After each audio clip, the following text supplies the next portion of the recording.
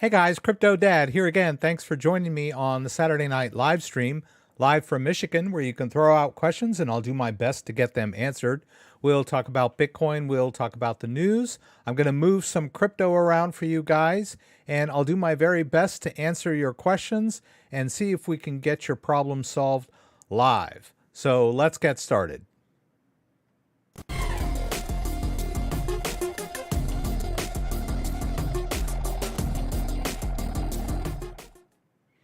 All right, so welcome everybody. I'm here again with the rig.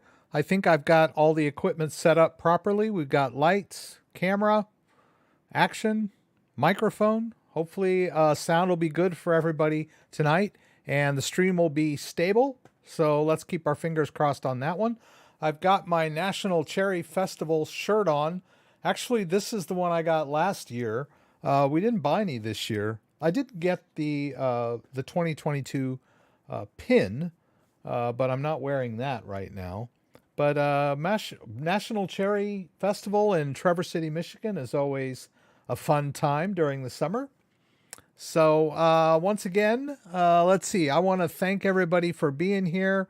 Let's go ahead and switch over to this camera. Kenneth Wiedner, thanks again for being here. Prompt as usual. W, I'm glad to have you back. Mentioned that you've been out for 8 months without being able to catch the live stream live, so that's good. DR, thank you for being here. Barbara K, always a pleasure. Joanne L, also another pleasure having you here back again. JDO is here. Thanks for being here, JDO, our moderator. And Frank Rodriguez is here. Allure, I don't know if I pronounced that right. Allure, from France. So of course, a typical American can't pronounce French properly. Isn't that so cliche of us? Trevor Hook, Amsterdam, Holland. Sound is good, thank you. Good. Song Lee, sounds like Korean, is joining us. I don't know what time it is in Korea, if you are in Korea. Probably like pretty early in the morning, or I'm not sure. So, but I don't know. Let's see. What time is it in Seoul? Time in Seoul. Just curious. I used to live in Seoul. If you guys, oh, it's early in the morning in Korea. Okay, that's cool. If you are in Korea, let's see here. Let's go over here. What are we doing? Yeah, there we go. Let's go ahead and pop out chat. I'm not gonna put a commercial in. I guess I could. I don't know how that works actually. Oh, I think when I do that, a commercial runs, right? I'm not going to do that. Let's see. Let's pop out chat. Let's move it over to the other side. Oh, you're in Bay City. Okay. Okay. Sorry about that. I did teach English abroad for 5 years. My first job was in Korea, South Korea. It was quite an eye-opening experience being a foreigner in a foreign land. That first year was kind of sleepwalking through the job. And then I went to Indonesia after my first year in Korea and worked there for about 2 years. I met my wife online, but that's where I met her in person. I flew to Jakarta to meet her and her family one weekend, and then went there on my vacation in Korea, and then lined up a job. Worked there for about 2 years as an English teacher. A lot different working in Indonesia as an English teacher because they are taught English at an early age. It's kind of a second language there, so I had to brush up on my grammar skills, right? It was a little more complicated teaching middle schoolers and high schoolers English in Indonesia than it was teaching like kindergartners English in South Korea. And then I went back to South Korea for 2 years after that. So I had a total of 5 years over there, learned to love Korean food. It was so much fun being there. We still love Korean food. And let's see. So enough about me. The Markets have taken another turn for the worse. What a difference a week makes, right? Let's jump over into the news. Our market wrap is Bitcoin price plummets on global inflation concerns.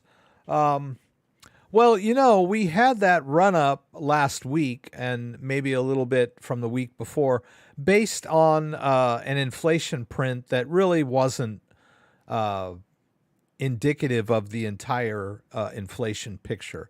The only reason that the inflation print came out less than they thought was due to the price of fuel going down. We had a price of fuel up here in Michigan. It was up around $5.19 at its worst, and then it dropped back down. It's about $3.89 here in West Michigan, and that was quite a big drop percentage-wise. But everything else was up. I mean, food, housing. I don't know. I'm not an economist, but I think most of the other whatever prices they have in the basket were up, slightly up. And it was only fuel that went down, which kind of made it seem like inflation was at least peaked. But I don't think that's the case. I don't know that anyone really thought that was the case. Maybe some people did. But, most people that are still shopping know that prices really have not come down, except for gas. Gas has come down. I don't know how that worked out, but somehow they managed to get the price of gas down. So anyway, that was kind of a false indicator for this rally, which that we had over the last about 2 weeks, and then it kind of peaked out last week on Saturday over the weekend. And now we're kind of getting back to reality. There was a Fed market. The Fed released notes indicating that they were still concerned about inflation, which was enough to sort of bring inflation back to the forefront in everyone's mind, along with the crypto market, which now, unfortunately, is tied to the rest of the economy. It's like a ball and chain now. So that was the thing. There was actually Germany released some inflation figures that were unexpectedly high. And then, like I mentioned, there was the Federal Reserve. They released the notes from their previous session, which, said that they were all still kind of concerned about inflation. And that's pretty much it. That's pretty much the market. The Bitcoin market is just kind of going on, following the broader markets.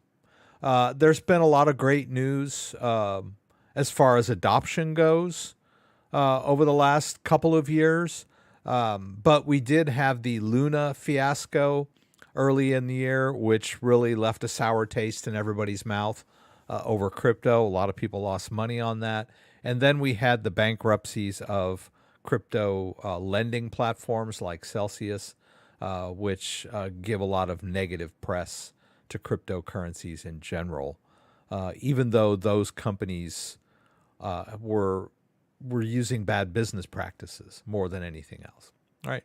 So I've got the article here. Before we go too much further in the news, I'd like to let everybody know that all of these news articles that I'll talk about tonight are linked down below. If I can get this thing back up here in the description. I didn't really get a chance to put down a lot of stuff for what we're going to do tonight. So I'll kind of try to pay special attention to questions that are being asked. I've got a lot of my affiliate links down here. CoinLeaf tax preparation, Binance Exchange, Binance US for people in the US. For non-US residents, you can sign up for regular Binance through my link there. KuCoin, which is based in the Seychelles Islands. It's a great crypto exchange that I like to use. Crypto.com, of course, my partners. And we've got Trezor. I don't know what happened. I think I messed up my links here because I don't see my Trezor or my Ledger link anymore. I'll have to redo this. And there's my email in case you guys want to shoot me an email. Um, and these are the stories that we've got linked. I should also mention that as Kenneth mentioned, I have, the market has not been kind, but I've been trying to stay busy by releasing videos. This video that I released yesterday about why my Bitcoin address keeps changing, where I talk about how the Bitcoin address format works, how Bitcoin wallets generate sending addresses and unique sending addresses, got a little bit of legs to it. I'm pretty impressed with its performance. I have been kind of keeping my eye on some Reddit groups. I follow the Ledger Reddit group and a couple others, and I get periodic emails, and I can see, I kind of try to take note of the questions that people are asking. And so I noticed that question. Someone had asked, hey, why does my wallet address keep changing? And I thought, well, there's a good idea for a video. So focused on that. I did another Tor browser update.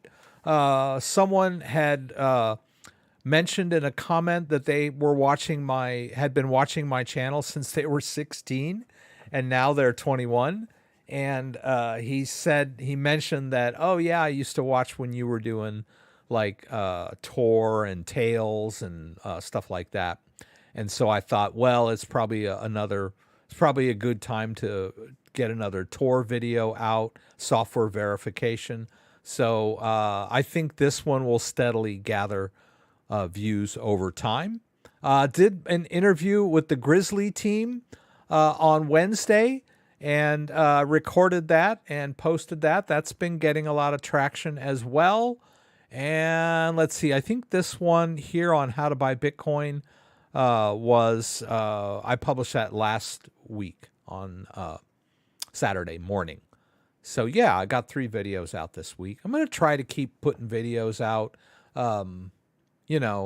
Just keep plugging away. It's all we can do. We can't just go hide under a rock when the market's down, even though we might like to. All right. So let's see. Scott is here. Hello, Scott. Paul Wiener, thank you. Looking good. I did get a haircut. Took my son and I went and got a haircut. The kids started school this week. We send them to Rockford Christian School up in Rockford. It's kind of a trek, but we wanted to get them in to a private school, and I'm really happy that they're in that environment, and they're doing well. They enjoy it. My daughter more than my son, but that's something that's positive in their life, and mine too. So they started on Wednesday, and then I don't know I lost my train of thought. Oh, that's why we got the haircuts, right? It was before that. We took them in to get a haircut. Let's see. Kodo, CryptoDad, what do you think about the crypto regulation in Africa when RCA adopted a Sango back with BTC for a current currency? You know what? I'm not familiar with what RCA is. When you say RCA adopted a Sango, that sounds like some kind of currency, right? Let's Google that and see if we can figure out. After Bitcoin, RCA launched its own cryptocurrency. Okay. What is RCA? Oh, Republic or Central African Republic. Ah, okay. So I was not aware of this. I know that there are certain countries that are trying to launch their own central bank coin. I'm not familiar with Sango, and if it's a central bank coin or if it's got its own independent blockchain. Official currency of the Central African Republic. Oh, Bitcoin has been in effect.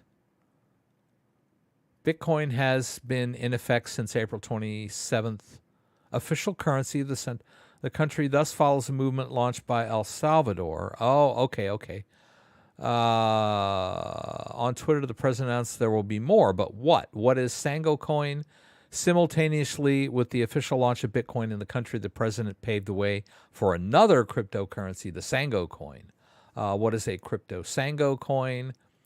Sango means the language of money and wealth. Cryptocurrency helps the poor control their investments. Faustian Archelongo Taudera, I'm not very good at that, president of the Central African Republic.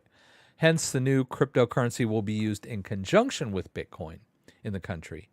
In a tweet dated, Sango coin is the new digital gold. Yeah, I'm not really sure what the strategy there is. Most countries like El Salvador, when they just sort of legalized Bitcoin, that's pretty much it. You know, they didn't come up with their own cryptocurrency. Although Venezuela for a while had tried their own currency based on oil that got a lot of the powers that be did not care for that one at all. They were trying to get around sanctions.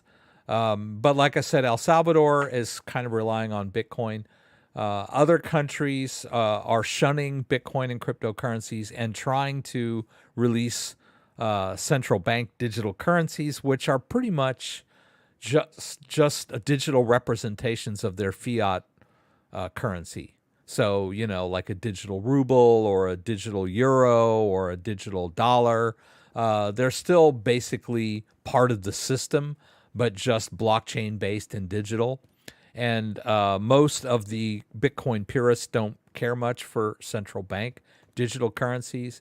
And central bank digital currencies are kind of a competitor to Bitcoin, or they're trying to be, although really nothing can equal Bitcoin because it's not controlled by any governments, right? A central bank digital currency will obviously be able to be, you know, controlled by the central banks of those countries, just like their currencies are now. So it's really not a solution.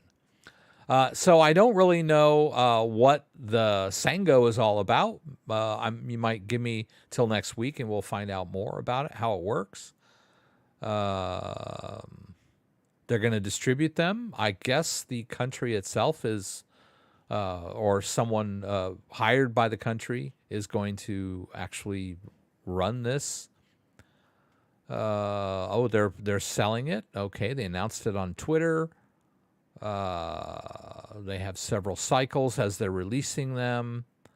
They got to lock their token for a year. It sounds pretty much like every other crypto, fledgling low cap crypto, So I don't know, but I guess having the blessing of the government is a good thing.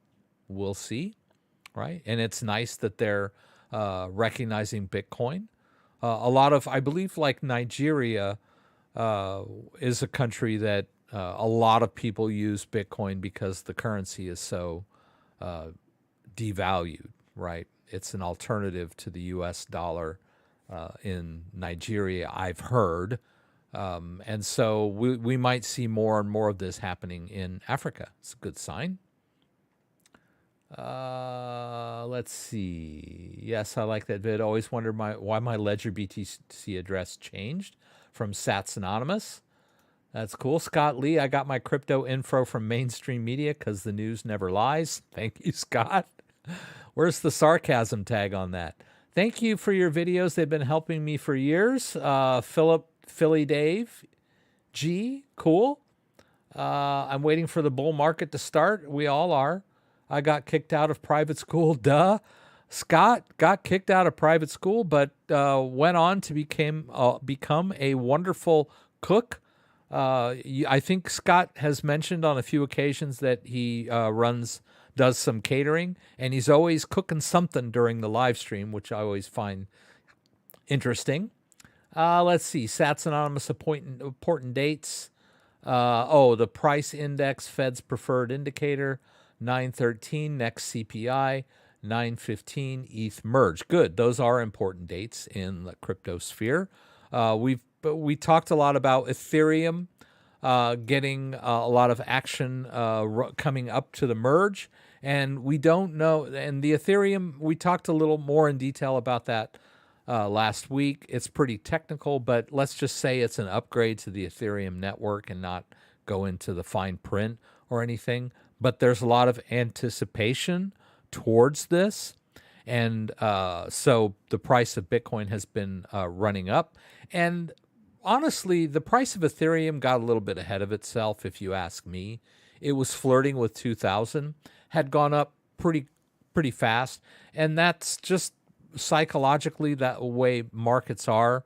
When a stock or a coin or, any kind of, whether it's pork bellies, whatever is being bought and sold, when it goes up in price very fast due to some piece of news or anticipation, it really is hard to maintain. So it's always due for a pullback. So Ethereum was pretty much due for at least a short-term pullback, and so it did. And I think Ethereum went down much harder than Bitcoin on Friday, but Bitcoin also went down. So we saw the two biggest high-cap cryptos really take a hit due to that inflation news over the week. Oh, on Friday, right? So let's move over a little bit. I brought up this story. There's you'll hear a lot of talk about FTX in the news, and I'm not too sure I'm happy about FTX. They seem to be behaving like kind of a bank. In my mind, they seem to be making a lot of deals. It seems like they have deep pockets from where we don't know. And they seem to be kind of everything that's wrong with centralized crypto in my eyes. And it seems like Binance CTO or CEO CZ has called them out. Not explicitly, but there has been news of something called jitters, which will occur on a cryptocurrency exchange when orders get stuck, and then other people manage to get in ahead. And this could be a glitch, but it's kind of indicative of front running or fraud or chicanery of some sort. And so FTX is kind of involved in this, or this has been rumored to be happening over on FTX. And so CZ has called them out. All you guys knew and didn't say anything. We need to fight the bad players. So some not quite above board action occurring over at FTX. I don't really think much of their exchange personally, but also, I've been using Coinbase and Binance US and KuCoin for years and Crypto.com. So it's hard for me to kind of switch over to a new exchange. But I think we mentioned before that it's good to have several exchanges in your repertoire. Coinbase Pro is being phased out. But, as you can see up here in this link, I've got Coinbase Pro, Coinbase, Binance US, Kraken, which is also good, KuCoin, and I have FTX here. I guess it should be up there, actually. So it's always good to have several exchanges that you're familiar with and know how to use, because not every exchange is created equal. So always good to, be flexible as far as exchanges go. And then, of course, flexible on the wallet side, too. Be proficient with several wallets. Like, I use Trust Wallet. I know how to use MetaMask. I know how to use Ledger Live in my Ledger device and my Trezor device. And I'm familiar with, some of the desktop wallets like Electrum Bitcoin wallet. So it's always good to be able to use multiple wallets and multiple exchanges, right? Just putting that out there. So you can read more about this story if you want to. And then also there was a story that I read earlier today, and I'm going to talk about it. I should have put it in the list, and I will right now. But we're going to go over here to Zero Hedge. And, oh, they've posted some news stories today, but I wanted to get, where is this story? Here it is. So this story got pushed down by a bunch of news stories. But this is a story about J.P. Morgan gold trading boss and former LBMA board member found guilty by U.S. jury. LBMA is the London Bullion Market Association. And it has to do with traders at J.P. Morgan colluding with each other across different offices and or other firms as well, and manipulating the price of precious metals. So it's a very long and involved story about how these guys.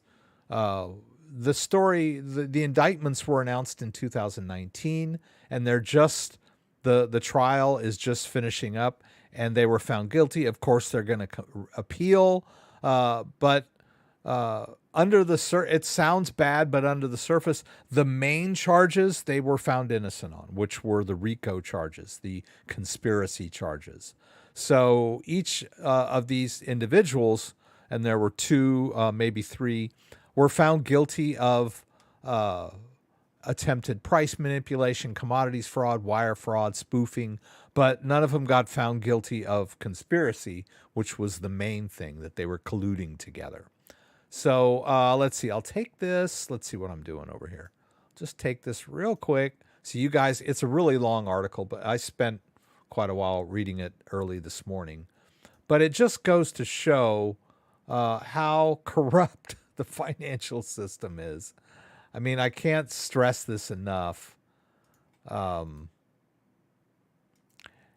I guess the main takeaway here is that this guy was like the head of trading. We'll put this here for J.P. Morgan. So they didn't find J.P. Morgan guilty of anything, but this was like, this guy worked for them, and he was like the head of their their metals group or whatever you want to call it. So worth taking a look at. And it's this sort of stuff, the corruption within the system. And I'm not talking about bad apples either. I'm talking about a system that is kind of rotten to the core.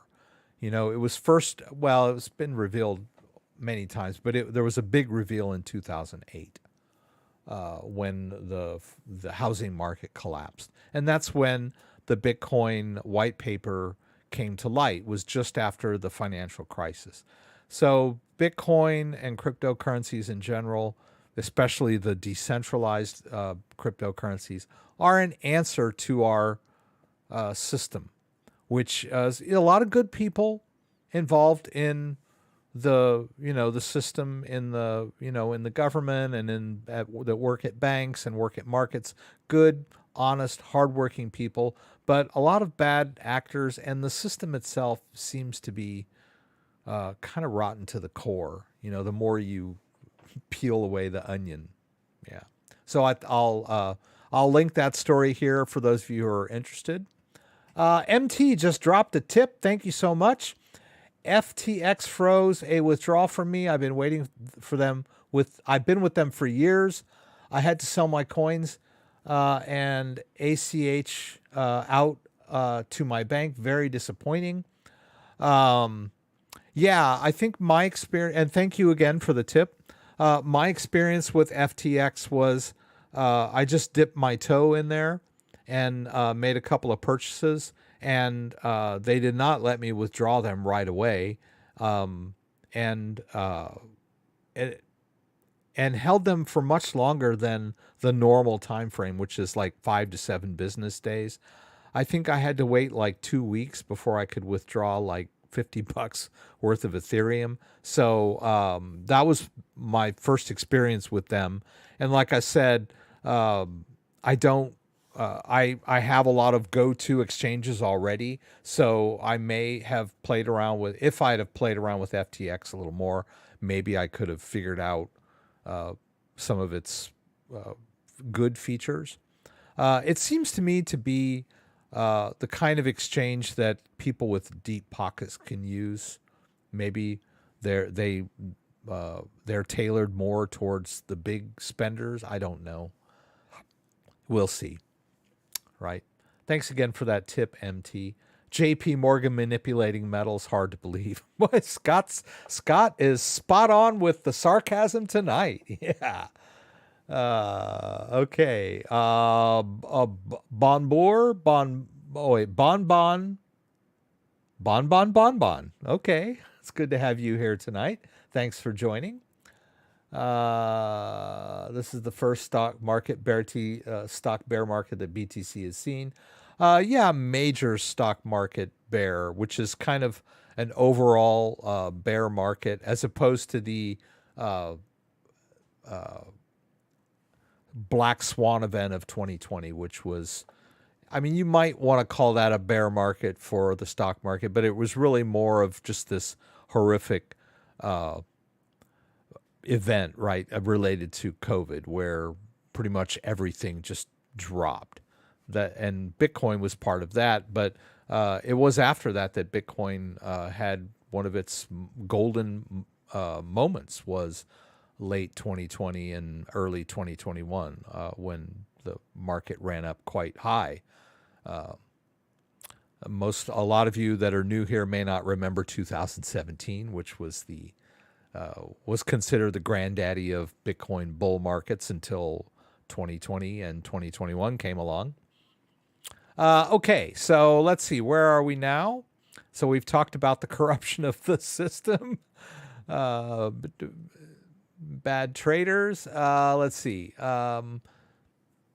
This article is about central bankers and how their guidance moves the stock market, and how that is now kind of affecting crypto now. Crypto market has been pretty heavily correlated with the broader market this year, especially as far as this year goes. It's been one of the most. And so, the global markets are bad. There's a lot of uncertainty. The feds are raising rates to combat inflation. We have global supply crises. We have war in Europe, the Russian-Ukraine thing. So there's a lot of doubt and uncertainty in the markets. A lot of the reverberations off of the COVID event, right? We have the lockdown effects and that sort of thing affecting the markets in a negative way. So a lot of negative macroeconomic factors affecting everything right now. So if it's any solace, if you think, it's tough being a crypto investor, it's tough being an investor at all, right? Unless you're BlackRock or Citadel or whatever, right? Or JP Morgan. So anyway, this story is about how central bankers are setting guidance, and they even though they may be wrong, they're still the ones setting the guidance, and the markets are still going off them. That basically, when they talk about this concept of forward guidance, really, it's just a term for saying that the Federal Reserve tries to manipulate the stock market to their advantage. That's their job, right? But interestingly, in general, markets tend to get jawboned higher in an election year, and this hasn't been the normal election year, right? So, but yeah, the Fed tries to manipulate or guide the stock market, and now it's sort of doing the same thing. The crypto is being pulled along for the ride, but the the gist of the article is that the Fed can be wrong. They refer to the inflation as transitory back that they were saying last year. Turns out the inflation was not transitory. They can blame the events in Ukraine, but it just goes to show that you really never can predict the future, even if you're the Fed, right? And so Fed guidance has been, pushing the market up and down. Let's see. Before I get to this last story, which is more of a security type story. Oh, I haven't done this yet, have I? Let's try it. I'm going to pull up crypto.com. This is XMirage. This is a great piece of software that I've been using for a couple of years now to share my phone screen with you guys. It's really cheap and it's pretty effective. Let's see. I do have to kind of play with it a tad times, but now I know how to jiggle it to make it work. Let's see if I can do this now. Yeah, there it goes. So yeah, it's a great piece of software. A lot of people ask me, hey, what are you using to share your phone screen? And that's it, XMirage. Pretty cool. All right, so let's quickly, while we're at it, I kind of noticed that there's been a little uptick. If Dan were here, he would have told us that the market's in a bit of an uptick. Let's take a look here. Bitcoin at 2190. You see the little line there. We're kind of in an uptick. As you can see, Ethereum really just has been beaten down over the last 48 hours, just horribly. But seems like we're kind of coming up off that 2100 mark, so that's pretty good. Now, I saw there's been some negative articles that say Bitcoin is going to continue to plunge, but there's always people saying that the market is moving higher, and there's always people saying the market's going to be moving lower. Nobody wants to hear the market staying the same, right? So people that predict the market is going to stay the same don't get very many clicks. So it's the naysayers and the yaysayers that get the most clicks. So those are the kind of stories you'll see. So, but no one knows what's going to happen. So no one really knows where the market's heading. I've said this many times. I'll say it again. If you could predict exactly which direction the market was going to go, it wouldn't be a market anymore, right? If you could predict it. All right. So I wanted to bring this story to your attention if you haven't heard yet. Apple warns of security flaws in iPhones, iPads, and Macs. So if you're using an iPhone, I would suggest that you get it updated as soon as you can. That's my go-to device. So you should be running 15.6.1 right now. If you have an iPhone or an iPad. I updated my son's iPad today, and it's got the same version of the OS. Although I thought there was a different OS for iPads. I don't know. I don't follow it as closely as I used to because I don't have an iPad anymore. But I picked up my son's and ran the update. It took a bit to get him updated. But yeah, make sure and if you have a Mac laptop, make sure that's up to date. We don't know the extent of this particular security flaw, whether it has been exploited, but it has been talked about as being something that would allow an attacker to gain full access. So I guess, just the idea of someone being able to take over your phone and have full access to your personal stuff and, your emails and everything else is horrifying, right? And I think the one of the potential culprits was NSO Group. which is an Israeli security firm that is involved in high-tech surveillance and espionage and whatnot. And they've been blacklisted by the U.S. Commerce Department. And then, so apparently their spyware was able to do this. I don't know exactly how they found out about this, but it's public. It's been publicly announced that there is a security flaw in iPhones, iPads, and Macs, and you should get your device updated as soon as possible. Right? Emmanuel Masu, thank you so much for your tip.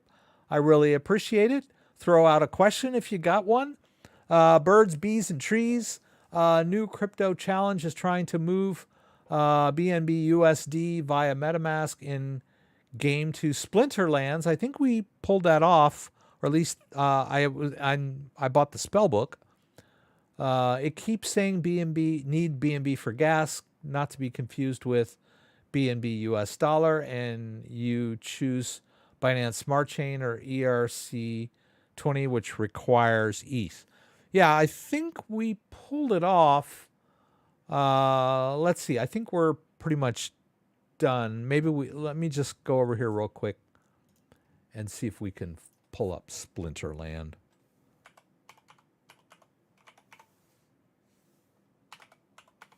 Yeah, here it is. What's this? It says it's a mobile game. All right. Now, I thought that I had figured it out. Okay, yeah. So I logged in with MetaMask, and there is a small BNB balance in this wallet. And okay, hello, welcome back. I don't know. I haven't done anything except I did manage to buy the spell book, if you guys recall, a few weeks ago. I think it was last week. I think it was the week before. But yeah, I mean, you need to have a BNB wallet to connect to the website in order to play the game or make purchases, right? And it is on Binance Smart Chain, which is one of the networks that MetaMask is compatible with. If you're not familiar with MetaMask, it's a browser-based wallet extension that will allow you to manage cryptocurrency. The default is the Ethereum network, but you can configure additional networks if you have the technical know-how. Got a lot of great videos on how you configure MetaMask for the different networks, and Binance Smart Chain is one of those. Not to be confused with Binance the exchange. Binance Smart Chain is their own. They kind of sponsored it. It's their blockchain, right? BNB, Binance Coin, runs on the Binance Smart Chain, among other chains, right? There is also the original BNB chain, which is termed BEP2, which is not compatible with MetaMask, but there is a Binance wallet that we can play around with a little bit. And let me see if I got this. Let me just open that up real quick. I believe I have the Binance wallet here. And the Binance wallet will work with the BEP2 network and the BEP20 or BSC, Binance Smart Chain.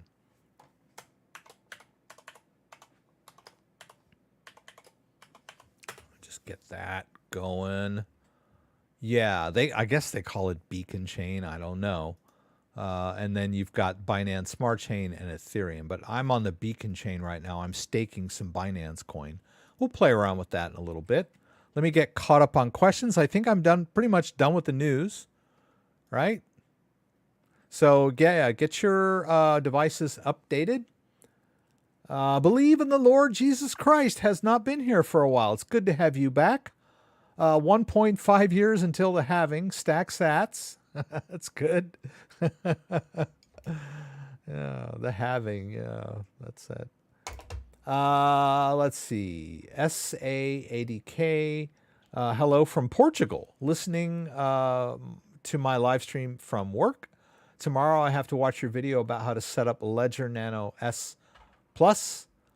I am off from work tomorrow. Thank you in advance. 23:45 here in Portugal. Okay, so they're running a little ahead of us. Good to have you here, SA 80K. I'm not sure I'm gonna saw Arak. RH, hi, hello, thanks for being here. Birds, bees, and trees. I have MetaMask, but I guess I need to get the Binance wallet. No, you don't need to get the Binance wallet to use this. No, I didn't mean to confuse you by saying that. I was just talking about the different, there's two different Binance networks. But no, you don't need the Binance wallet to do this. You just need MetaMask.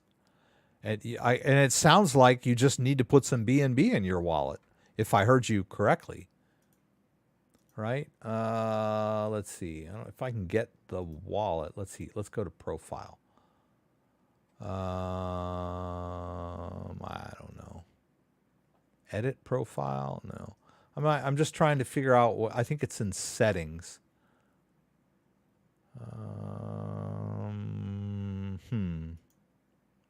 No. Yeah, I'm not. Current activity. Link external wallet. The wallet is already linked. So, but I don't see. Well, let's see. Let's hit play now and see what happens. Yeah, I don't know. I have some of their coins. I don't know how I did that. Oh, buy credits. Let's see. All right, so if we try to buy credits with crypto, and you try to pay with Binance US dollar,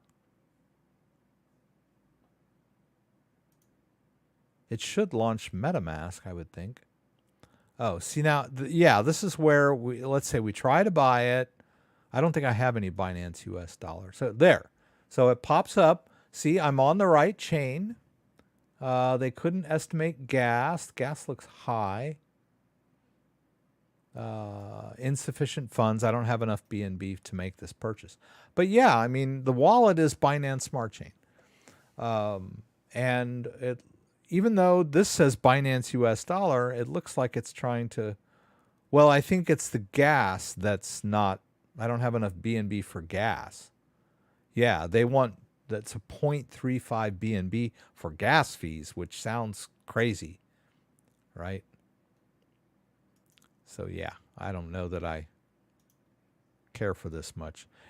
What it seems to me, your problem might be from what happened there was that their gas fees, for some reason, are ridiculously high. Charging 0.3 BNB gas fee is practically unheard of. Most of the time when like you do something over in PancakeSwap on the Binance Smart Chain, and you make a swap, let's say, you know, we want to buy some 0.05.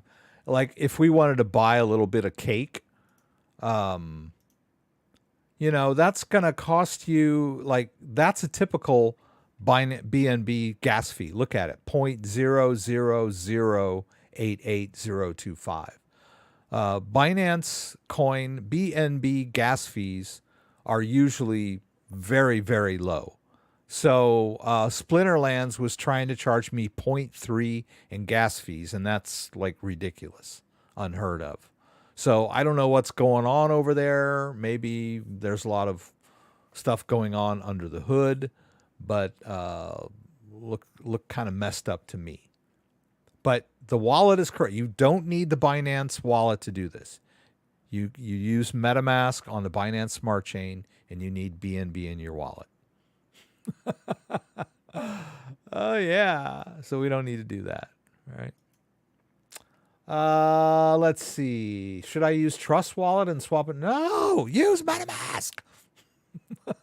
You can use MetaMask. I thought we settled this a couple weeks back. You were like, "Oh, I get it." Birds, bees, and trees. I can jest with you because you are a regular. You've been here several times, so I know I can pull your chain a little.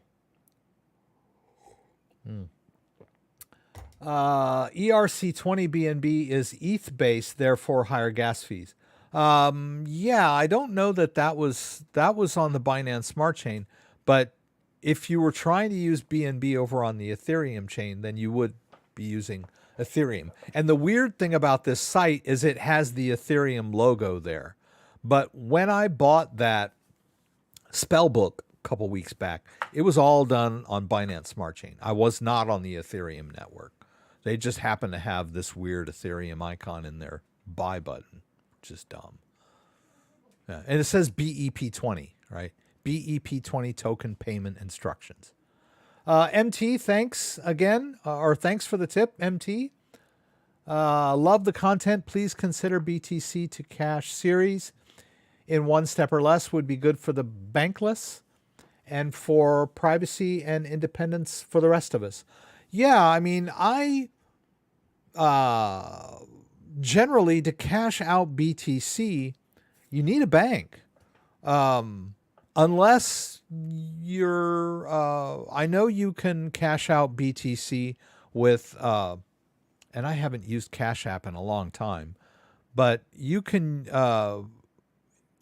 if you don't have a bank and you use the, let's see if I can find it here. It's been a while since I've used this. If you use the Cash App, between friends or whatever, you can use Bitcoin. But I think in order to get the Cash App set up, you need a bank account, if I'm not mistaken, at least to cash out. Maybe not, right? So in other words, if you don't have a bank and you have a friend that has the Cash App, you should, if you manage to get any value into your Cash App, like maybe somebody pays you, and you haven't set up a bank account, you have the ability to transfer cash to and from other people that are using the Cash App, I guess. But if you want to cash out, then you need to have, if you want to cash out to a bank, then you need to have a bank account set up. I think Cash App, it's a debit card.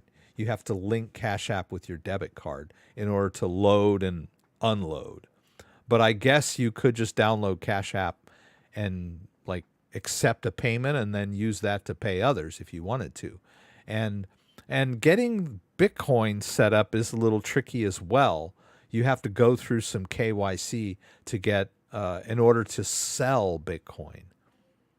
You can deposit Bitcoin, but trying to sell it is a different story. And I think that goes back to a bank when you sell the Bitcoin. But if you don't have a bank, you could accept, send, and receive Bitcoin between other Bitcoin users, I guess. Right?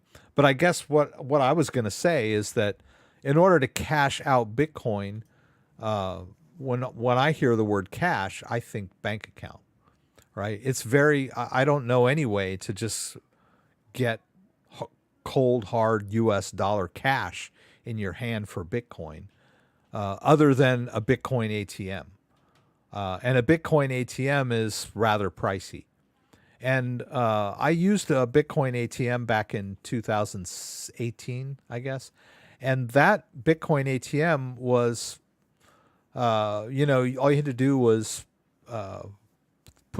there was a little slot, you put cash in there, and if you had a wallet on your phone, you could hold it up and it would scan your Bitcoin address and convert that cash to Bitcoin and send it to your wallet, right? But a couple years later, like in 2019 or something, I tried to use, I saw a Bitcoin ATM in a mall and went up there and started playing around with it. And they wanted me to hold up my ID and take a selfie and everything. So a lot of these Bitcoin ATMs are just as difficult to use as, if you're bankless and you don't have an ID, you can't use that. So anyway, it's a little tricky. But as far as me cashing out Bitcoin, I'm generally sending it to an exchange and then sending it out from there to my bank once I cash out, right? But yeah, maybe I should look into different ways of cashing out Bitcoin. Make some good videos. I'm always open to suggestions. And like I said, I'm trying to, pump out more basic videos about not just, how to set up a ledger, but, questions people have about Bitcoin wallets or, a quick cash out or a quick buy. I do a lot of quick buys. I have a lot of videos on how you buy Bitcoin and put it in a wallet, and I do have some cash out videos too. Let's see. Let's look at this. Cash. How to cash out Cake and BNB on PancakeSwap. Spending Bitcoin in the real world using the new Square Cash app. Using the Square Cash app. So yeah, I did some videos on using Cash app, which might be a bit outdated now. The interface has changed slightly. Yeah. I thought I had more about, I thought I had done some on how to cash out to Coinbase, but I don't know. You could buy BTC to put physical gold online and then sell the gold for local cash. And then I think, I think we were talking last week about BISC. And we were talking about BISC in the context of, why is it so hard? See if I can get it. See if I can get it to, it won't. Yeah, I can't get it to. Well, I'll go ahead and let it sync up first. But as it turns out, you can purchase Monero using BISC. And if I'm pronouncing it correctly. But I had to update to the latest version, which I skipped in last week's live stream. But the way it works is you pretty much, I'm going to unlock it here.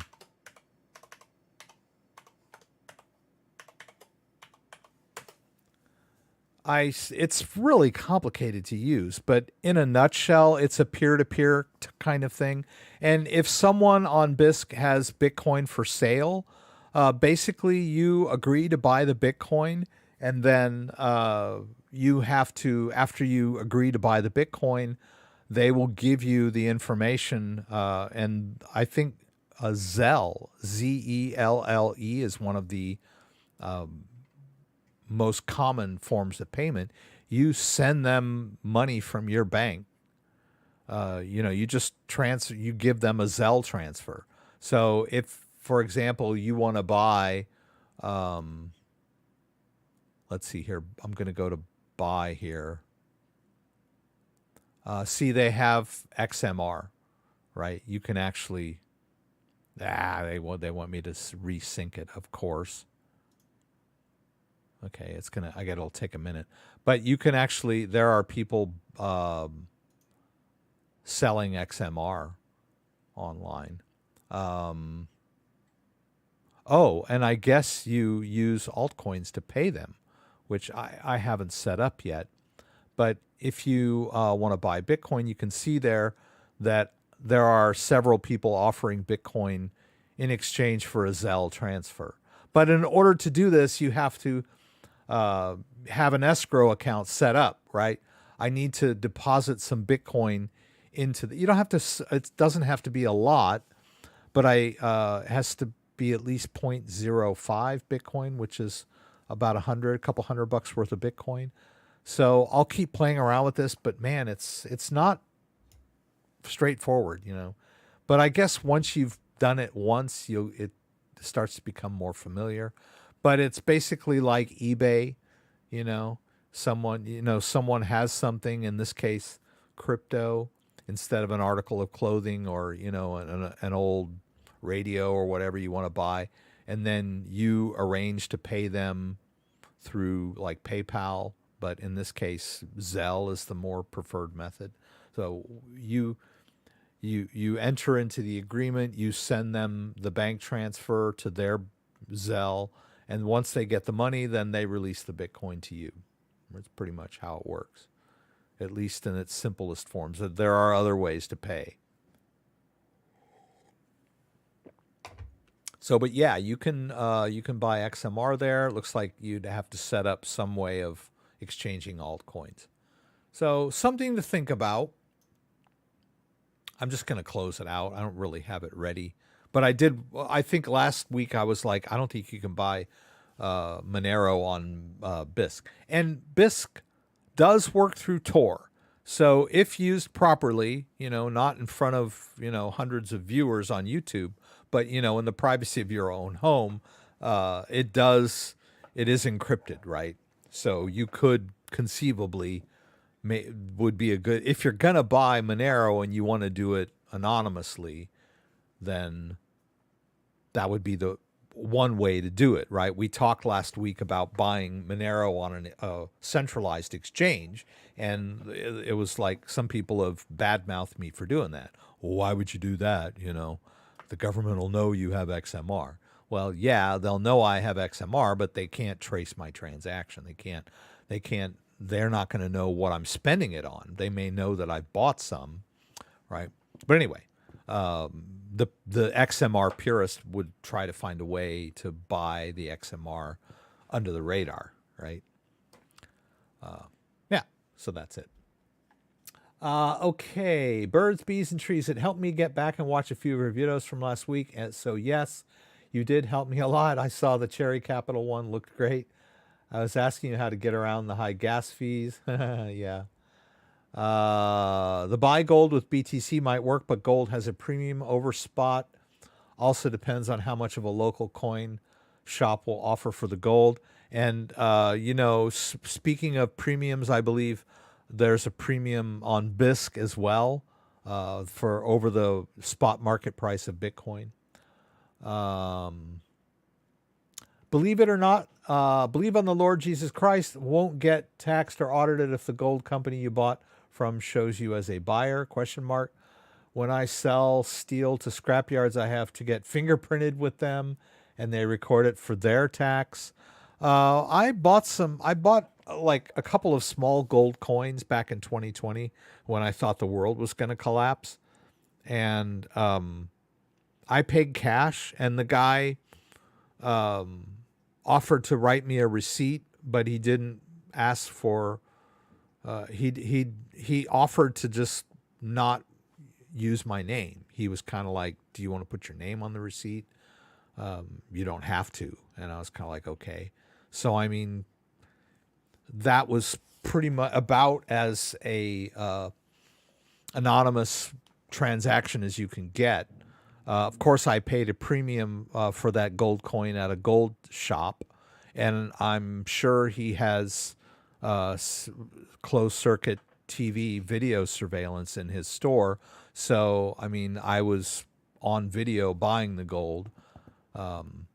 So it wasn't as anonymous as it could have been. But there was really, as far as I know, he didn't have any record tied to my identity of selling me the gold. I'm not sure if I'm assuming that's legal, right? Cash for gold. But anyway, we're talking about somehow converting Bitcoin to gold, or using Bitcoin to buy gold or paper-based gold somehow. I know there's the PAX-G crypto, which is basically a gold contract. It's on the ERC20 network. It's an ERC20 coin, PAX-G, and that's sort of a way to buy gold. But there's also a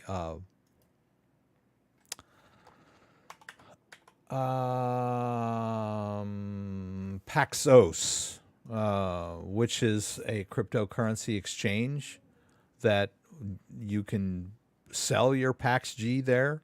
But they were kind of funky. When I tried to use them, I deposited some PAX-G on there, and then as an experiment or as, a demo, and then I tried to withdraw it, and they got all funky on me. They like flags went up, and they were like, "What are you doing? Why did you, make a deposit and then immediately withdraw?" And I was like, "Because I wanted to." Like, what do you care what I do? So they're obviously a little bit embedded in the system, right? And so I didn't use them. I was like, I want to withdraw my crypto from your exchange. Is that too much to ask? And they like sent me emails, and they were like, why are you doing this? And I had to, well, I didn't have to. I should have just told them to F off, but I told them, hey, I have a YouTube channel. Here's the link to the video. I'm just doing a demo, and, I'm just testing. And then they were like, okay, fine, take your, they approved my withdrawal. But I wasn't too happy when they were like questioned why I was withdrawing my crypto from their exchange. So I wouldn't consider them a real exchange. People that like want to butt into your business and ask you why you're making a withdrawal is enough to sour me on the experience. But anyway, at PaxG, if you buy PaxG, and you can buy it just about anywhere, right? A lot of crypto exchanges sell PaxG. It's basically gold. And I believe, I think this is the official way to get gold for PaxG, but there might be other ways too. The Paxos exchange. I think the reason I was playing around with this was because I was trying to figure out, well, if I bought PaxG and it mirrors the price of gold, how would I get real gold in exchange for that crypto? And this is it, Paxos. Apparently, you could buy gold contracts. I don't know that they would actually mail you real gold. I don't know. Anyway. Okay, let's see. Crypto giveaway, sir. Smiley face. Always a fan of your videos about Ledger. I have never held any contests on my channel. Early on, I determined that is it's, to me, it's a little gimmicky, and it also has the potential of running afoul of the YouTube policies, or whatever they call them. You don't, if you're going to do a contest, you have to be very careful about the way you run it, and you could violate their terms of service by doing certain giveaways. So I never did that. I never gave away any crypto or any prizes at all on my channel. It's kind of a gimmicky way to get views, so I don't do it. And I've seen less and less of those. There were a lot of them back in 2017, stay tuned, because at the end I'm giving away blah, blah. And I'm like, come on, I don't do that kind of stuff. Let's see, where were we? I'm back. There's a lot of good comments tonight. I noticed that last week we had a pretty good total on our viewership. It looked a little strange, because it was just like a peak right at a certain point in the video. There were a lot of concurrent viewers for some reason, but maybe the graph was a little off. But I've been averaging, like 150, which is, I'm okay with that. I have a lot of regular viewers. But back in 2020 and 2021, I was averaging more around 400 concurrent viewers in my live stream. And last week it said 400. So I don't know, maybe because of the mini bull run, there were more people. But it seems like there's a lot of people here tonight asking questions, so that's keeping me busy, since I didn't put up much to do. But I'll do something. I'll move some crypto here in a minute. I was going to buy gold bullion bars, but awkward, hard to transport. You have to eventually cover it to convert it to cash at some point. Yeah, a gold bar is pretty unwieldy. I think if you're preparing for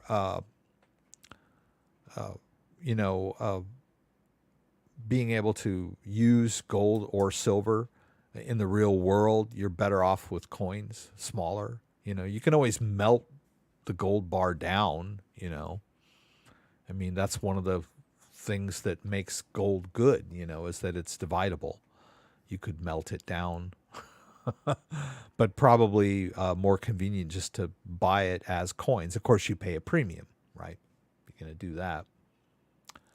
Recycling, not scrapyards, pardon me. Okay. Oh, recycling. That's funny. Recycle. I didn't know that they would. I think the reason that some of these companies are like getting IDs is because a lot of people steal to, like, I've heard of people stealing copper and taking it to, scrapyards. And so I think they're trying to crack down a little on that behavior. I think that's kind of, I'm not saying that reflects poorly on you at all. I'm just saying that I've heard that people, a lot of thieves will steal metal, scrap metal, and cash it in. And that's probably why these scrap yards are requiring ID now. And Zelle. Okay, Zelle will, you'll get a 1099 form from Zelle if you're using it a lot. Okay, that's a consideration. Yeah, so BISC is not as anonymous as maybe it could be, right? I think the most anonymous thing you can do is using decentralized DEXs, with a VPN if you're really worried about your privacy and security, if that's your thing, right? But that's crypto to crypto, right? And at some point, if you want to get cash, you're going to have to send that crypto to your bank eventually, if you're in the US, unless you can find someone that will accept crypto for whatever you need, whether it's soap or toothpaste or ammo or water or food or whatever. That would be anonymous, right? If you can find that sort of arrangement, or make those arrangements with somebody. Thanks for all the great content, Rex. Oh, Dan's here. Okay. Hey, Dan. Ledger.com, you can store BNB ERC20 and BNB BP20 and BNB Polygon. Yeah, Crypto.com is very flexible. Let me see if I can demo that. Yeah, Crypto.com is a pretty good way. Oh, look, Bitcoin's up to 21,250. That's pretty cool.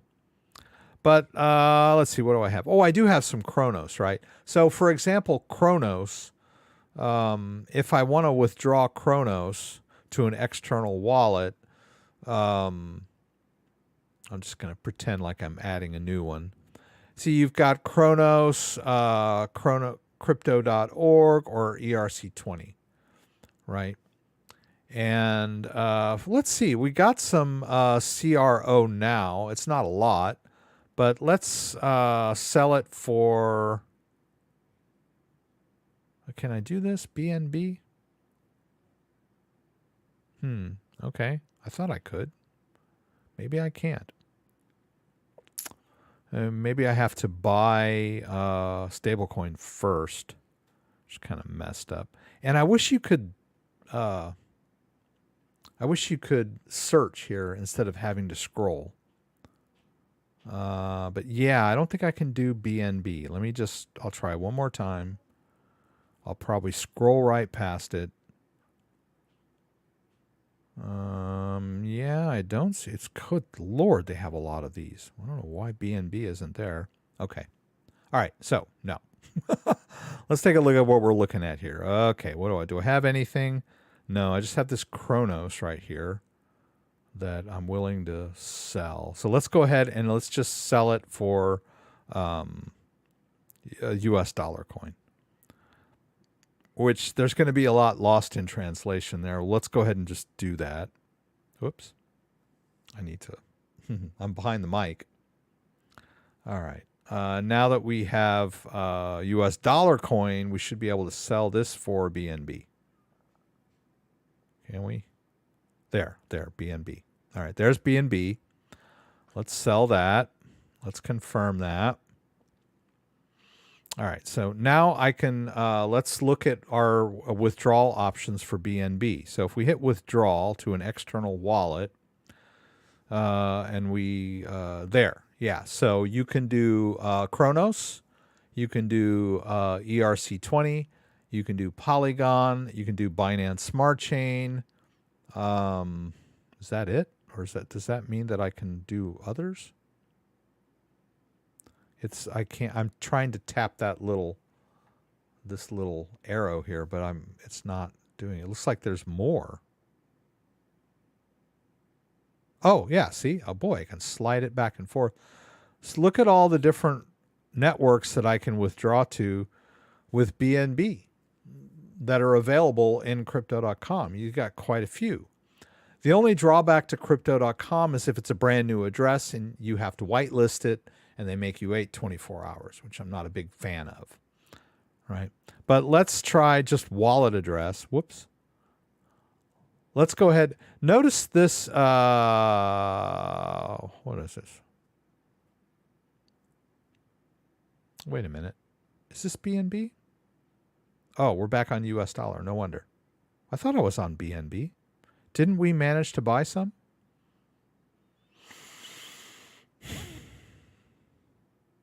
There's our Binance coin. Oh, okay. I was looking at US dollar coin. My bad. Sorry, guys. Sorry, I know that was like, what is he doing? Okay, so these are my options that I've already whitelisted. But if we attempt to add a new wallet address, oh, I only have BEP2 and BSC for BNB coin. I don't know why they're not going to allow me to withdraw to an ERC20 anymore. I think they used to. All right. But notice this one that says Binance US. This is withdrawing BNB to the B. Oh, actually, let's see. I don't have a pre-whitelisted address to my MetaMask wallet in Binance Smart Chain. Did they have Binance Smart Chain? Let me look at that one more time. Yeah, they did. But unfortunately, I can't demo that because I don't have any of my Binance Smart Chain wallets set up. I do have Trust. Yeah, I don't want to go through all that. But what I wanted to point out was this Binance US address has stayed stable for a couple years now. I had someone asking me on one of my videos about the wallet that I did.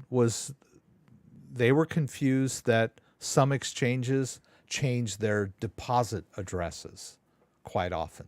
And I think Coinbase does this quite a bit.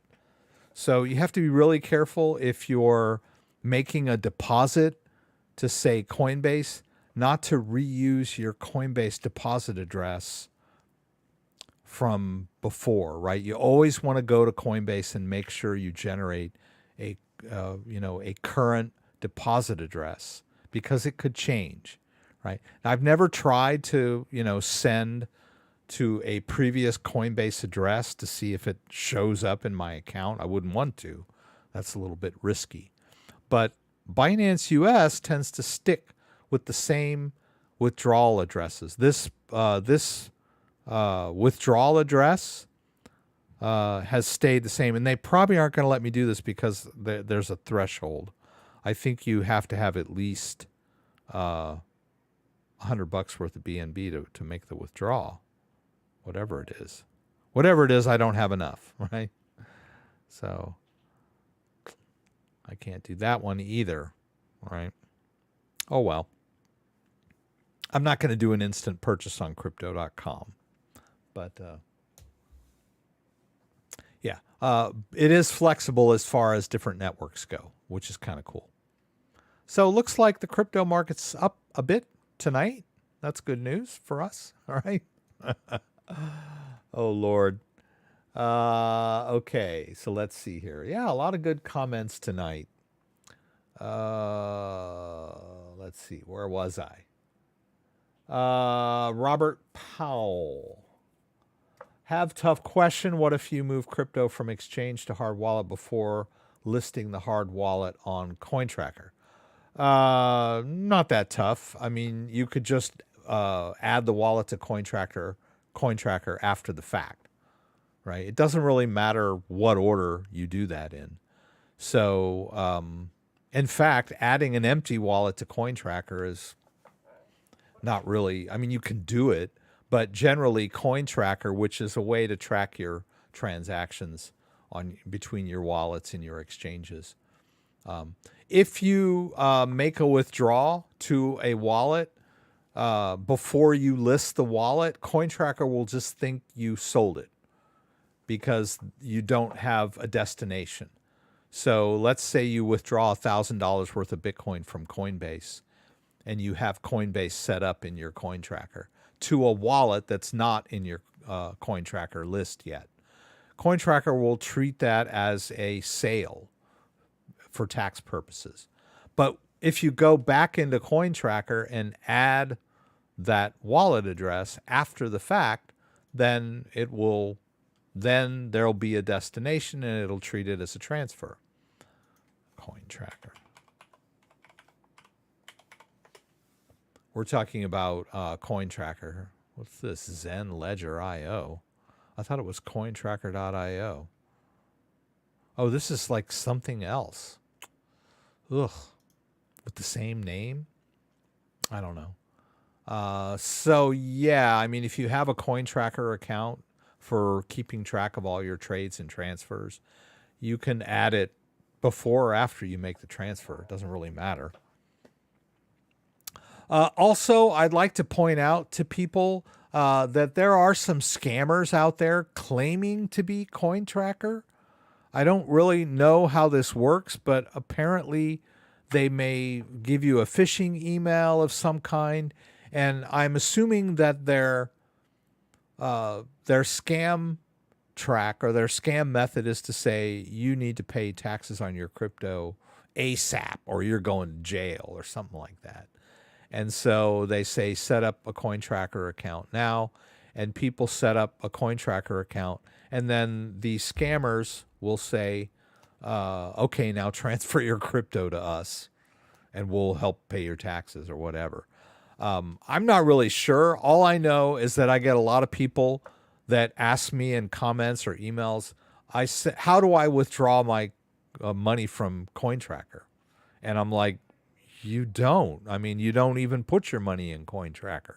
The only thing you use CoinTracker for is, you know, adding wallet addresses and exchange accounts. You don't transfer anything to them, but apparently there are some scammers out there tricking people into transferring their crypto to CoinTracker.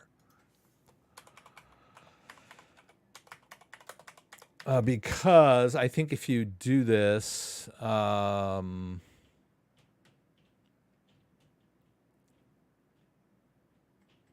okay, so yeah, I think here's one.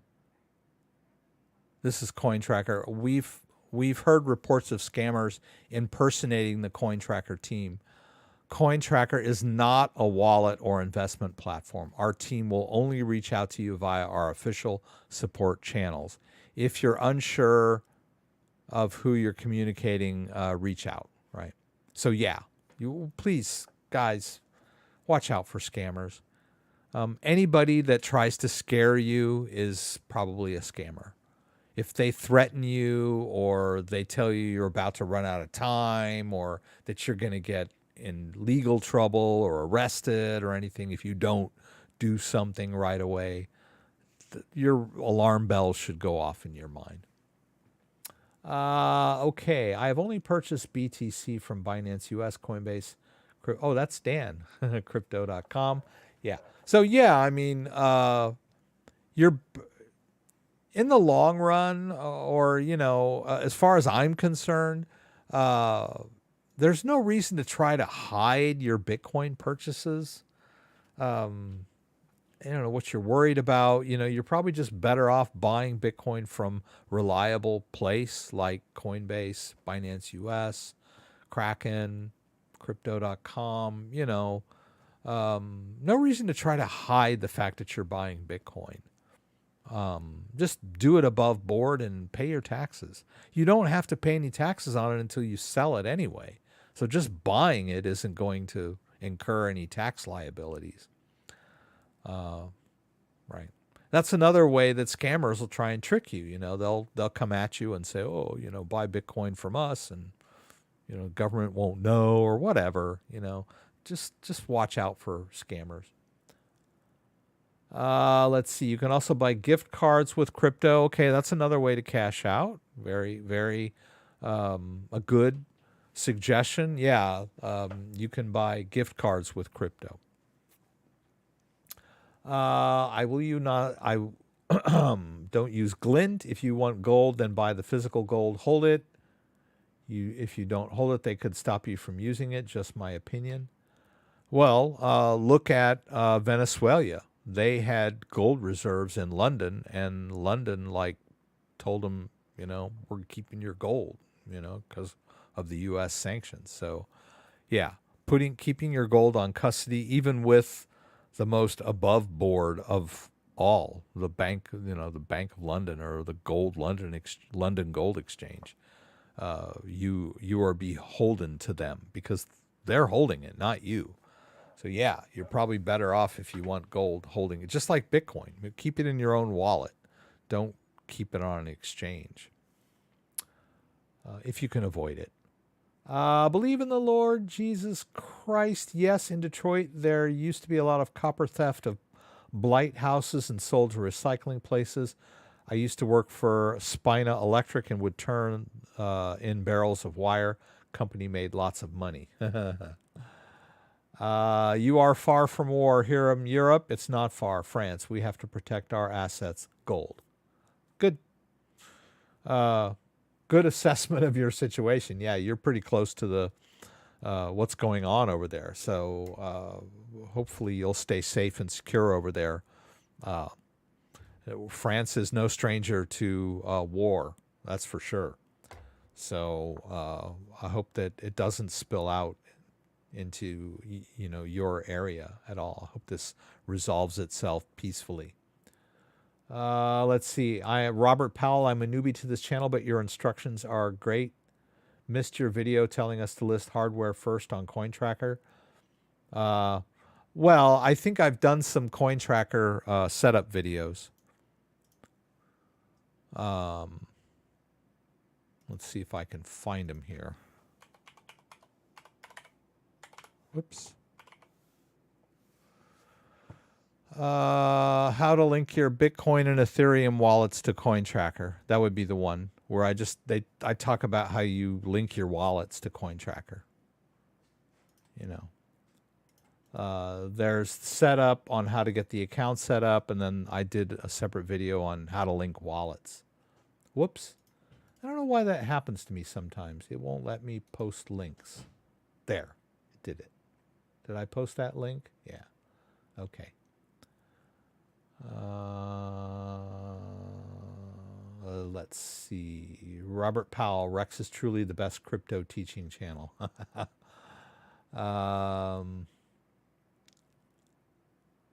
Even if it is changed, the transaction passed through, it doesn't matter if the address is changed.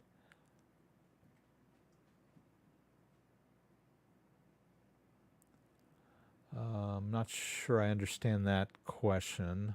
Spirituality, love from London. Great vids. Thank you. Good to have you here. Like your handle name there, Spirituality.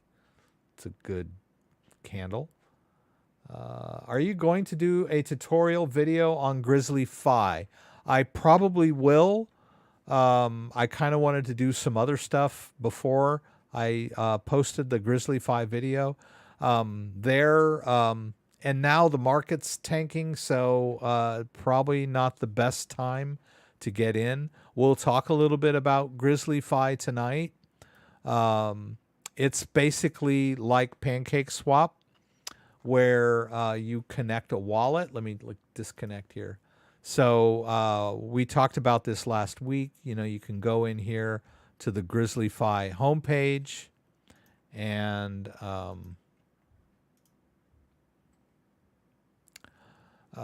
connect your wallet, and it does run on Binance Smart Chain. I chose MetaMask.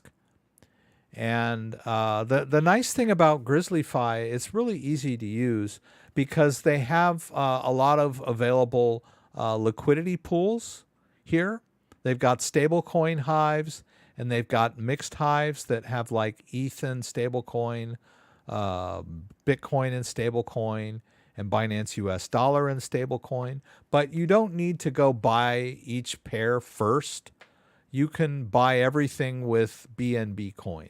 So really the only thing you need to know how to do is get your MetaMask wallet set up on the Binance Smart Chain and fund it with some BNB. And once you've got BNB in your wallet, then you can you can get into any of these liquidity pools. Very easy.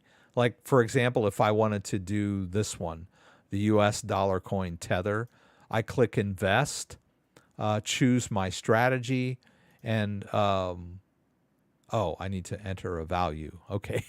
Oh, okay. So it sees my my BNB balance here. Oh, okay. So I guess you could use any of these other coins to make your purchases, but it's very easy to use BNB. And when you use the BNB, they'll put you right into they'll purchase both tokens for you and enter you into the liquidity pool. You do have to be aware that because they're doing so much for you behind the scenes, that the BNB fees are slightly higher than they would normally be, right? 0.04 BNB is a bit of a high, not as high as that Splinterlands, but it's still higher than, say, PancakeSwap, because Grizzly is doing a lot for you under the hood. They're going in there and they're buying the separate coins, and then they're, you know, creating the liquidity pools and all that stuff. They're doing all that under the surface for you, so their fees are a bit higher, right? And you could use, I didn't realize this, but you could use any other crypto that you happen to have, like if you had Bitcoin, but this would have to be Binance Smart Chain Bitcoin, right? It would have to be the Bitcoin pegged. I'll show you what I mean here.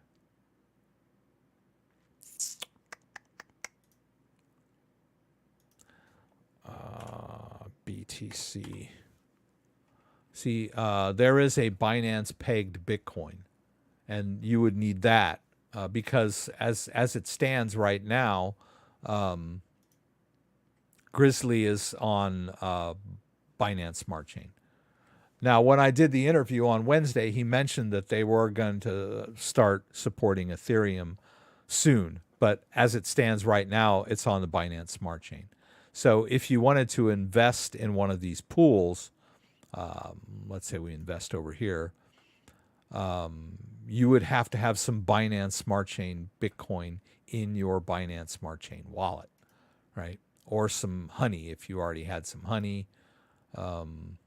Any of these like Cardano or Tron or Tether, these would all be Binance Smart Chain based. So like, well, Tether's kind of tough. Maybe it's that one. USDT.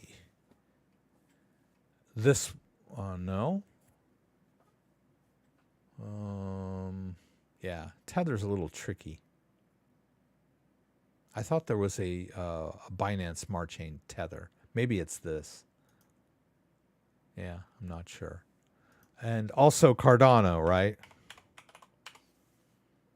It would have to be this one. This one's pretty obvious, like Binance Peg Cardano, right? So yeah, keep in mind, Grizzly is great, real easy to use, but any of these coins have to be Binance Smart Chain based, which is why it's probably better just to use BNB, because that's kind of where you always start anyway. Like if you want Binance Peg Cardano, usually you buy BNB and then swap for it. So, BNB is the easiest way to fund a Binance Smart Chain wallet. You go buy some BNB on Binance or Binance US and move it into your Binance Smart Chain wallet. So really, you don't have to worry about those other coins. You can use them, but it's much easier just to use Binance coin, BNB.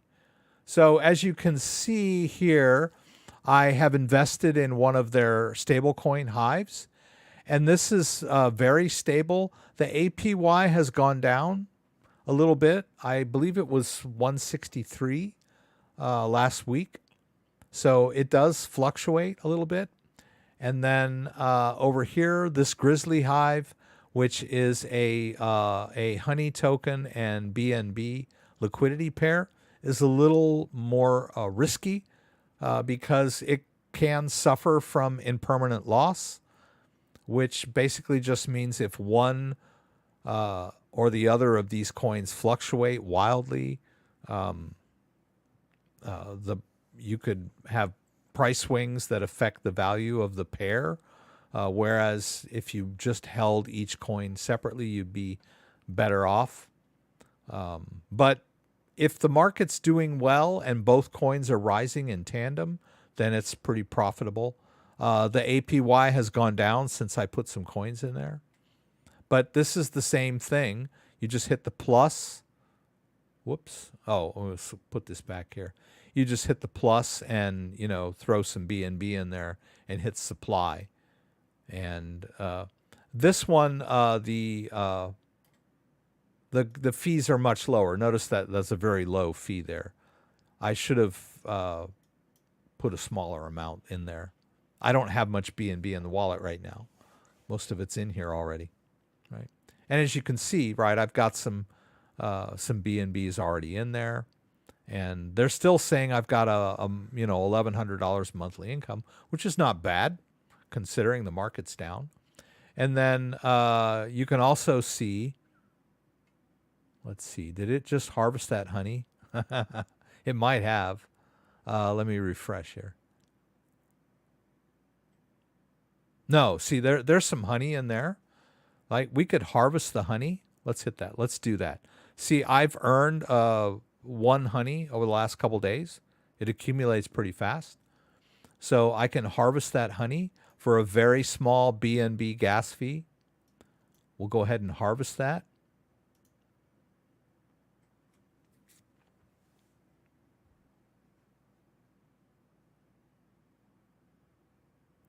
And confirmed, right? So now you can see that if we go over to the MetaMask wallet, that there's some honey in there now, right? 1.1 honey.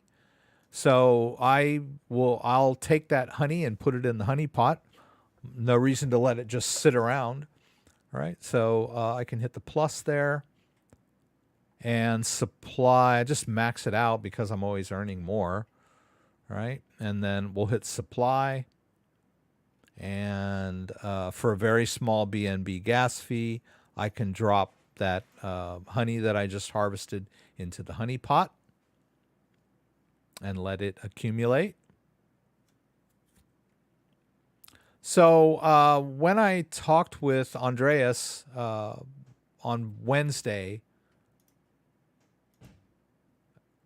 we talked a little bit about the honey token, and you have to be aware that the honey token it has a use case that helps you earn passive income. It's not really a moon token. It's not like the kind of token that you're gonna like invest in hoping it's gonna do a moonshot. You're investing in honey because the more honey you have, the more passive income you can earn. That's the idea of the honey token. And they use this idea of bears and beehives and honey, like bees work making honey while, and the bear just kind of sits there and waits for the honey He doesn't have to do anything, right? The bees do all the work, you know. So, but that's the idea of Grizzly Fi, is that it's passive income, and their governance token Honey is thought of more as a way to increase your earnings as opposed to an investment in a coin that's going to moon out, right? That you have to have your mindset in that. The price of Honey has dropped over the last week or two, quite a bit on Friday, right? It was up around 90 something, mid 90s, low 90s, and now it's down to 78. So, you know, this deposit amount has gone down considerably since I dropped it in there. But, you know, it has the potential to go back up if you just hang in there.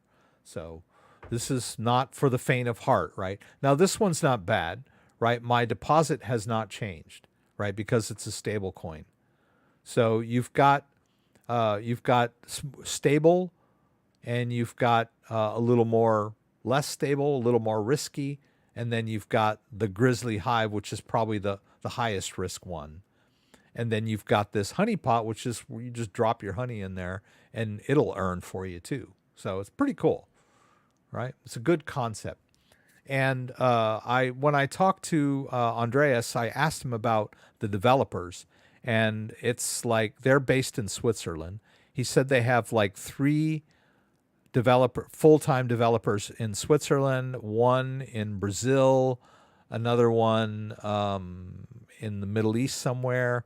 So I don't, you know, I don't mean to sound weird or racist or anything, but Asian developers, I have nothing against Asian people. I love Asians, but the code that they write is a little, they have a different mindset, right? Because they think in a different language.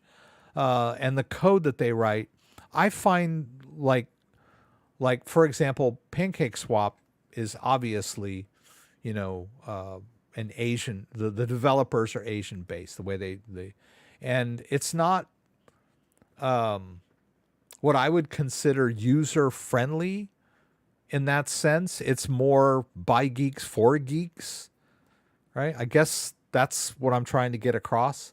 Whereas the Grizzly Fi is written by Western based developers who think in, you know, the same, well, I mean, Swiss is not English, but I mean, the Western idea of software is a little more user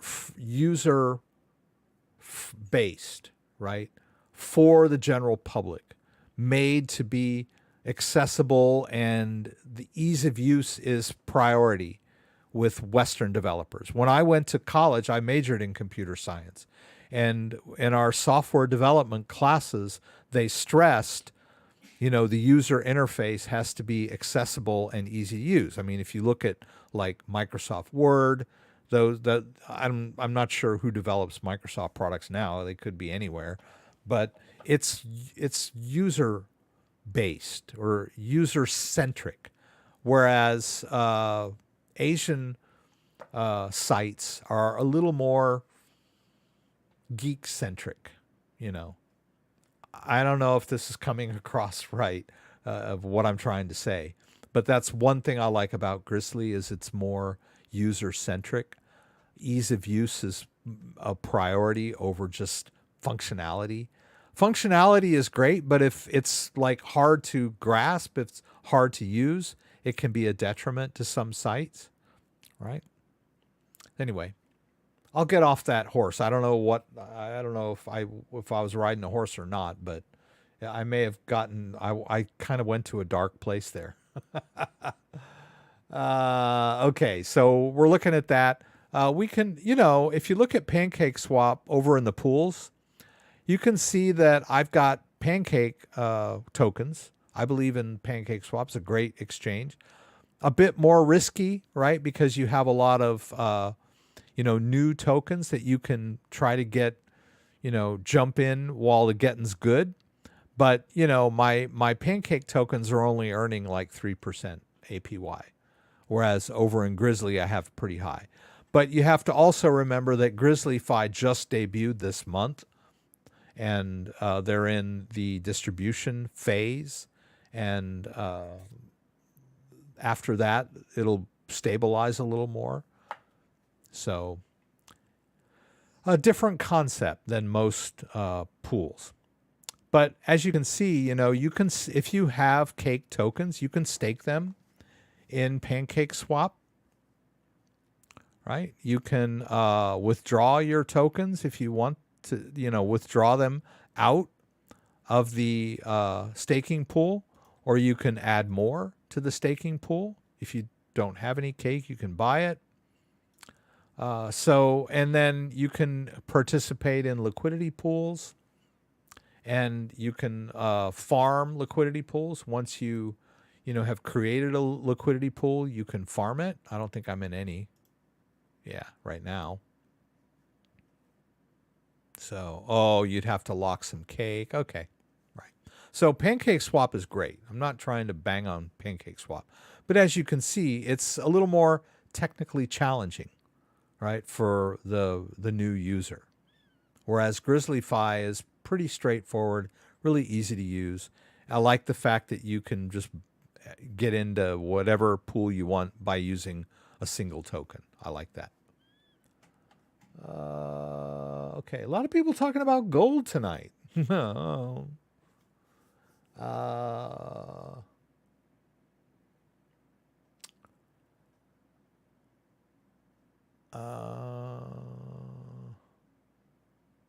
Yes. It's funny, I talked earlier in the stream about going over to Korea as an English teacher. It was a pretty sweet gig, They give you a plane ticket. They give you a round trip plane ticket. And then, actually, they give you a plane ticket to get there. And then after you've been there for a year, they'll give you your return ticket, and they'll pay for your, they'll usually include housing in the contract. And it's a pretty sweet gig, unless, the school you're at is a little unscrupulous, and they always can hang over your head that if you get fired at the school, then you're kind of stranded in Korea, because you have to complete the contract to get your return ticket. But I had no problems at all. But it was a completely different mindset, going over there. You got little differences in the way people do things and the way people think. And of course, the languages, there's a big language barrier, of course, that I had to deal with.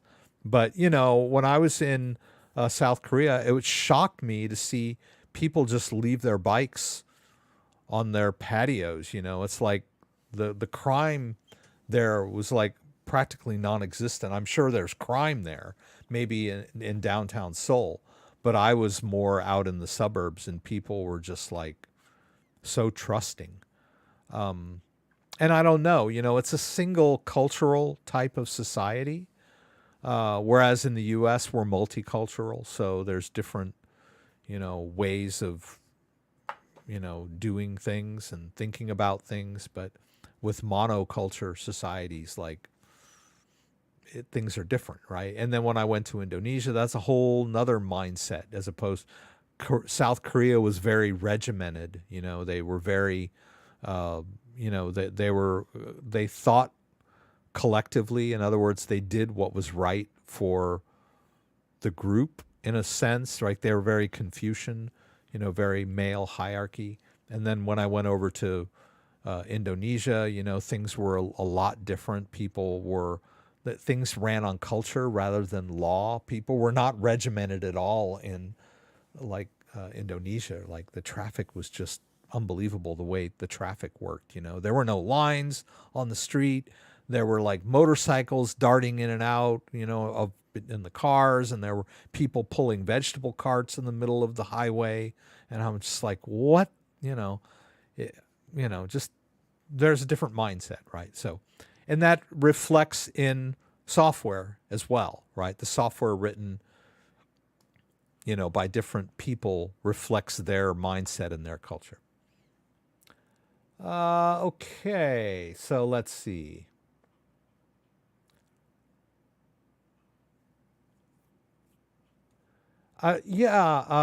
Location unknown just asked, is it safe to run updates? I don't feel like you're alone on this. I get a lot of people that are worried about running updates.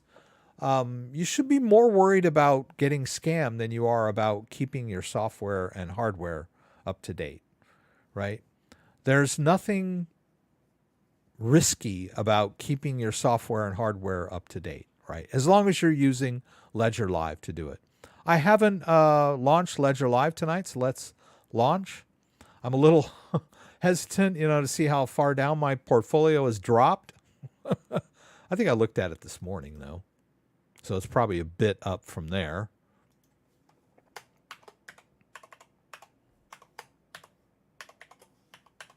Ledger Live is a software that accompanies the Ledger hardware device. The device is, a lot of people think of the device as the wallet, but it's not. The wallet can be defined as a lot of things, but the wallet is the interplay between Ledger Live software and the device, right? The device is more of a keychain, right? The private keys are stored on the device. The device generates the wallet keys, and then Ledger Live can read those keys. And Ledger Live is the public-facing half of the wallet, and the hardware device is the private-centric part of the wallet, right? But yeah, I mean, this is like any other device. I've never had anybody come to me and say, is it safe to update my phone? Now, I have heard people like, I was reading some articles and some comments today about this whole Apple issue, and people in the comment sections of those stories were saying stuff like, yeah, you should update your iPhone to the latest version. And then other people were like, oh, I think they're just trying to scare us, so you'll update to the latest version, which spies on you more. And so I'm not going to update. It's just like, I've been in computer tech for many years, and I've had people that, they're like, I'm not updating to Windows 10, right? I'm going to continue to run Windows 7 because Windows 10 has bugs, or whatever. They're very averse to updates, or it's going to spy on me or whatever. But you're better, in the long run, or should we say best practice, is to keep everything up to date, right? There is some drawback in that you might run into some like early bugs by staying completely up to date, right? But better that than the alternative, which is being outdated, right?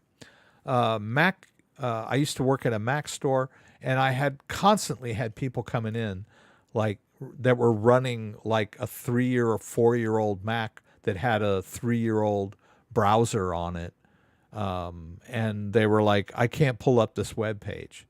And so we'd pull it up and it would say, you need to be running a higher version of the browser to support this web page.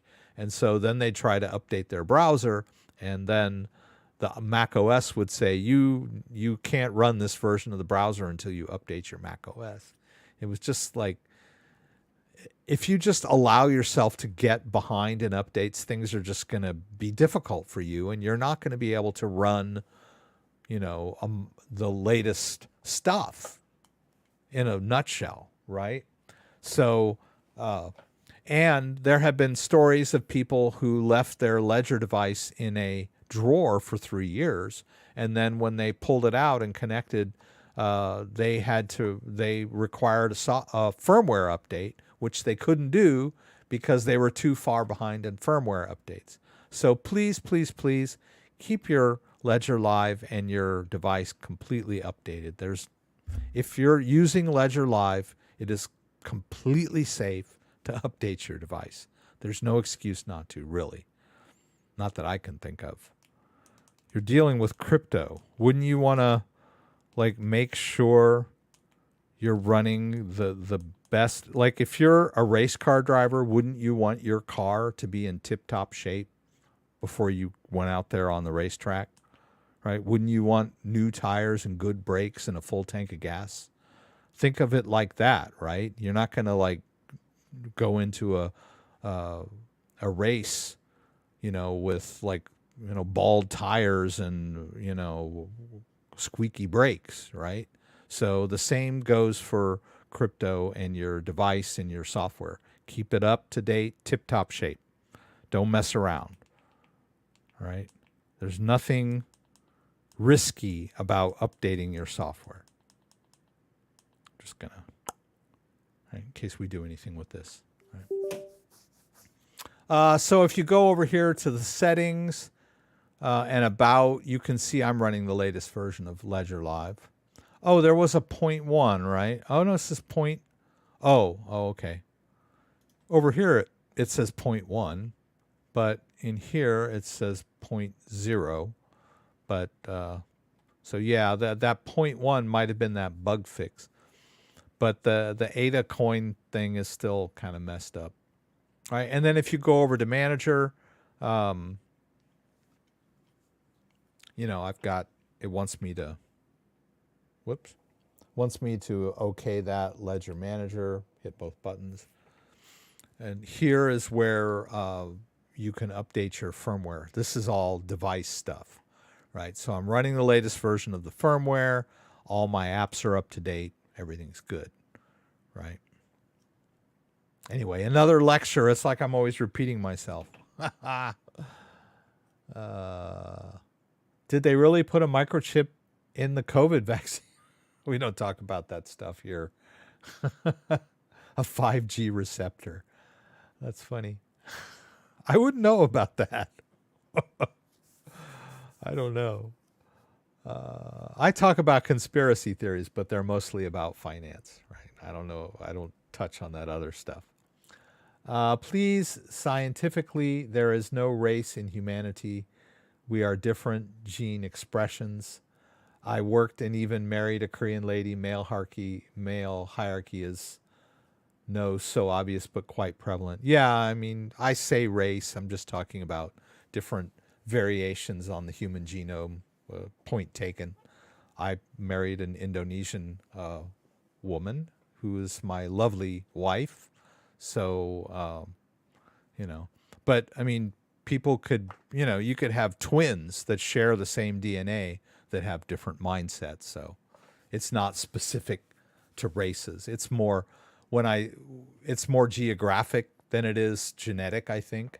If you're from a certain geographic area, you're born and raised in that environment, you tend to have the mindset of historically from that area, right? I don't necessarily talking about genetics per se, right? Just talking about different mindsets of different groups of people, whether it's geographic or however you want to think of it. I didn't mean to sound racist. I'm just talking there's different mindsets between different people and different cultures. Where would the human race be if we didn't have all that diversity, right? Let's see. Boy, it's getting kind of crazy in here. Hello, CryptoDad. What do you think about Ethereum Classic, ETC? Do you think it will go up when the Ethereum merge? Will it stay proof of work or proof of stake? That's an interesting question. I've heard that Ethereum Classic was getting some price action, and the mindset there with Ethereum Classic was that it's still mineable. It's still proof of work. And so all of the guys that are mining Ethereum will switch over to Ethereum Classic because their mining rigs won't work with Ethereum once it goes to proof of stake, pardon me. Sorry, I trying to be confusing. Ethereum the main Ethereum branch is going to proof of stake. So Ethereum miners will no longer be able to mine Ethereum. So their first alternative, if you got a mining rig, is to mine Ethereum Classic. Although my view of Ethereum Classic, it was that it's kind of a dead coin. It has been for a long time. there was a discrepancy back in the early days of Ethereum, back in 2016, where there were two schools of thought. The two groups of developers had different ideas of what should be done about this big hack. And so it was decided that they would roll back the blockchain to like restore before that huge hack. This is all ancient history now, but that's Ethereum. And the developers that did not agree to the rollback and stuck with Ethereum the way it was became Ethereum Classic. And Ethereum Classic has never had the price action of Ethereum or the development activity or, you know, the people running software projects on Ethereum Classic. Most modern, you know, current software projects run on Ethereum blockchain, not the Ethereum Classic blockchain.